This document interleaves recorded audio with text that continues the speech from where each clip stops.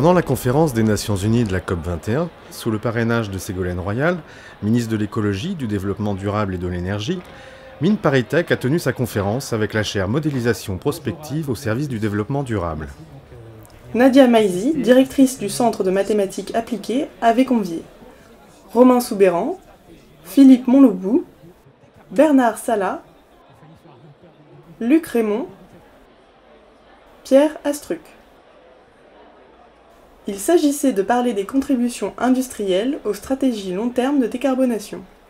Après avoir expliqué que le regroupement de grandes écoles au sein de ParisTech était devenu une institution de recherche non gouvernementale reconnue par l'ONU, Romain Soubeyran a décrypté le concept de recherche orientée qui a pour finalité d'aider à répondre aux besoins exprimés par le monde économique.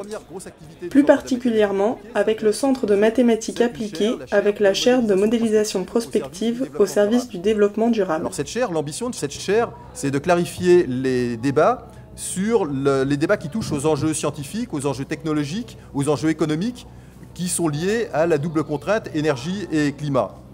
Donc il est extrêmement important de garder une hauteur de vue, et c'est ce que permet la modélisation prospective, c'est de réconcilier effectivement l'ensemble des acteurs autour d'une vue rationnelle et partagée. Mines ParisTech est membre de l'association Think Smart Grids, dédiée à la filière des réseaux électriques intelligents en France. Romain Soubeyran revient sur cette activité de recherche développée au Centre de mathématiques appliquées. Et puis l'autre activité, ce sont les réseaux électriques intelligents. Alors ce thème des réseaux électriques intelligents fait partie du grand projet Industrie du futur porté par notre ministère de tutelle, le ministère chargé de l'industrie. Romain Soubeyran introduit la discussion en soulignant les enjeux associés au système électrique. De souligner les enjeux et la complexité de la planification des systèmes électriques sobres. Pour décarboner, la solution prônée par Philippe Monlobou, président de l'association Think Smart Grids, est directe. La réponse est, sans aucune ambiguïté, les réseaux électriques intelligents. Et pour atteindre cet objectif, ERDF déploie à grande échelle des compteurs intelligents. Nous déployons 35 millions de compteurs à partir du 1er décembre, compteurs qui s'appellent Linky, et dont la vocation est de créer cette interface avec les clients, ouvrir un champ de services très très vaste, donc avec les réseaux électriques intelligents, d'où l'association Smart Grid en l'occurrence. Bernard Salat rappelle que les installations d'EDF sont impactées par le changement climatique et que le groupe déploie des efforts pour comprendre la nature de ces impacts et répondre à des questions telles que le débit des fleuves en France à l'horizon 2030, à l'horizon 2050, qu'est-ce qui se passera sur nos barrages, quels seront les phénomènes extrêmes auxquels nous devrons être soumis, quelle température extrême d'eau, quelle température extrême d'air. Il rappelle également que le groupe investit dans des actions transverses de décarbonation tout en disposant d'un bilan émissif de sa production d'électricité relativement vertueux. Les chiffres de l'année 2014, c'est 17 grammes de CO2 par kilowattheure d'électricité produite. Et si on regarde le parc global EDF, hors de France, nous avons bien sûr quelques centrales thermiques, mais malgré tout, notre performance est très bonne puisque nous atteignons des niveaux de l'ordre d'une centaine de grammes de CO2 émis par kilowattheure d'électricité produite. Donc un niveau qui est très très bas. La moyenne européenne aujourd'hui est à 350 grammes de CO2 par kilowattheure. Luc Rémond décrit l'engagement du groupe Schneider Electric. Nous essayons d'être des activistes de la technologie permettant de lutter contre le changement climatique. Et son credo quant à la décarbonation via l'efficacité énergétique et des solutions issues du numérique. La très grande majorité des bâtiments fait l'objet de chauffage ou de refroidissement à partir d'énergie carbonée, ce qui veut dire que le potentiel de réduction d'émissions de gaz à effet de serre sur la seule base de l'efficacité énergétique est réel. Et le déploiement du numérique permet aujourd'hui de rendre l'efficacité énergétique plus qu'un concept, c'est une réalité. On ne parle pas d'énormes investissements pour améliorer la qualité du bâtiment en termes d'efficacité énergétique, mais simplement d'adjonction d'un certain nombre de capteurs et de mesures de contrôle. Luc Rémond revient sur les enjeux liés à l'introduction à grande échelle de ressources renouvelables intermittentes. Cette double intermittence entre la génération d'un côté et la consommation efficace qui éteint l'énergie quand elle n'en a pas besoin, finalement, elle a besoin de savoir-faire, de gestion de données, qui sont des modèles assez complexes, et c'est pour ça que nous sommes très heureux d'être partenaires de la chaire de modélisation, parce que c'est aussi dans ces savoir-faire de gestion de l'intermittence que nous serons capables de faire émerger une réelle décarbonation de l'énergie dans nos pays.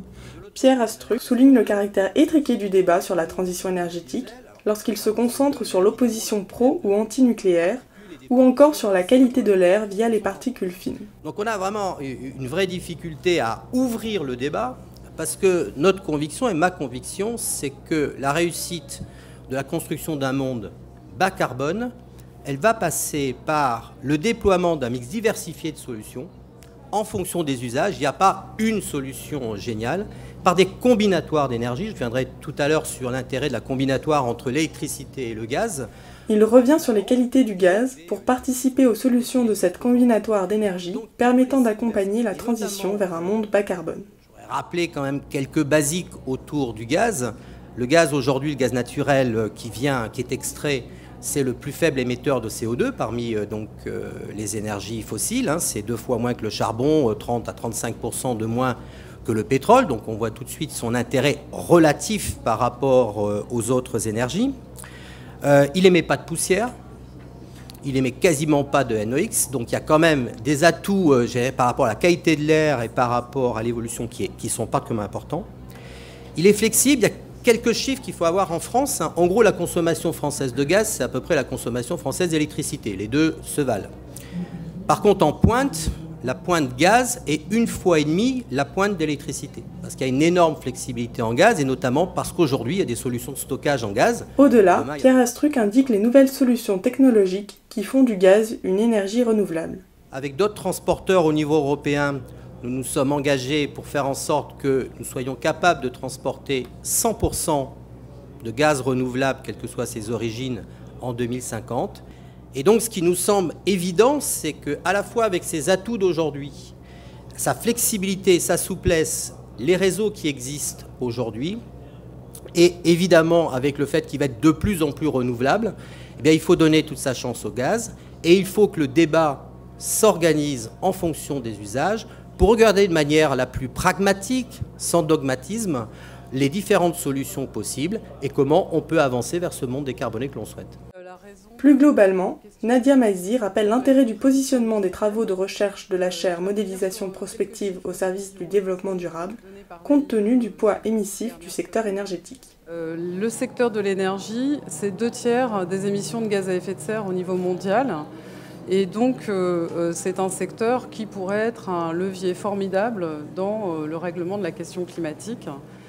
Donc, dans le cadre des travaux qu'on mène autour de la chaire modélisation prospective, nous, ce qui nous intéresse, c'est de savoir dans quelle mesure, justement, les trajectoires pour les systèmes énergétiques pourraient, en consolidant absolument tous les vecteurs, et le gaz en fait partie. La difficile déclinaison des engagements de réduction des émissions négociés à l'échelle des États est la base de la réflexion menée par les élèves de Nadia Maïzi.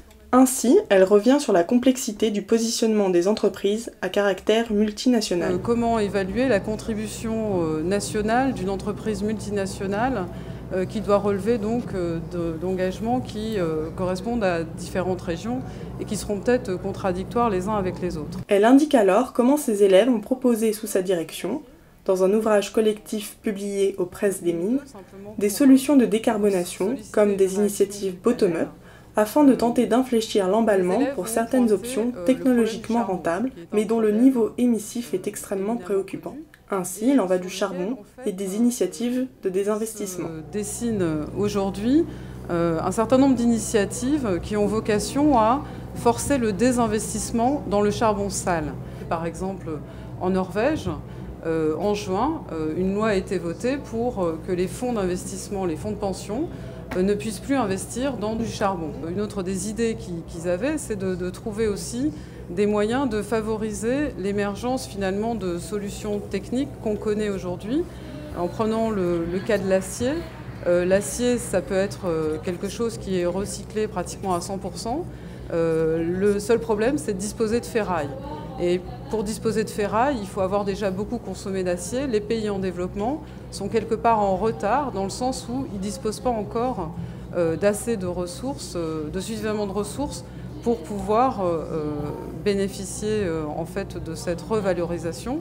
Et donc il y a peut-être moyen de mettre en place des taxes, des labels verts, des éléments qui permettraient l'incitation à aller directement vers ces solutions.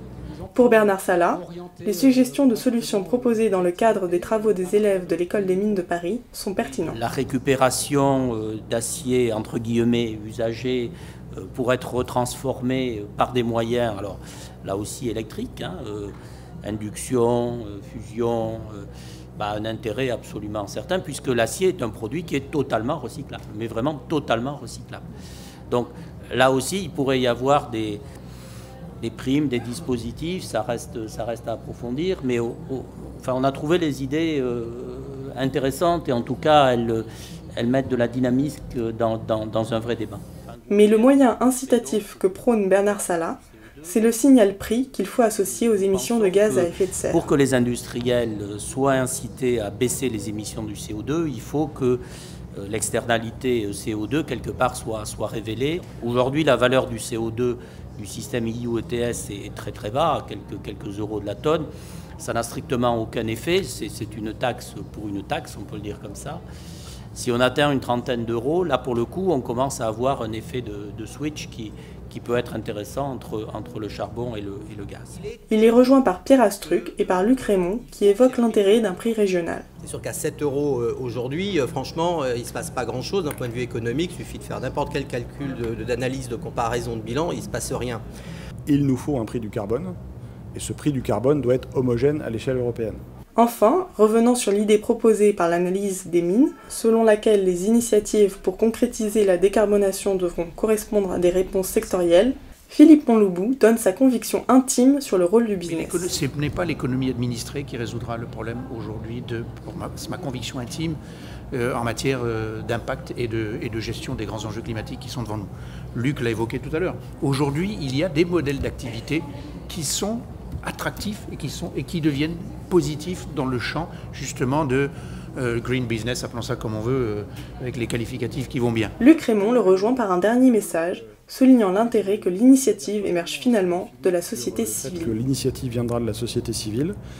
Il suffit de voir dans les 12 derniers mois le nombre de grandes entreprises mondiales qui ont pris des engagements d'être carbone free à l'échéance de 10 ans. Ce dont je peux vous dire, puisque ce sont nos clients la plupart du temps, que ça n'est pas juste des paroles en l'air, puisque les projets d'implantation industrielle carbone free sont en train de sortir de terre. Ça, c'est un phénomène qui aura vraiment de l'ampleur et qui va changer radicalement la donne sur le plan énergétique. Pour en savoir plus sur les activités de la chaire modélisation prospective, vous pouvez consulter le site modélisation-.org.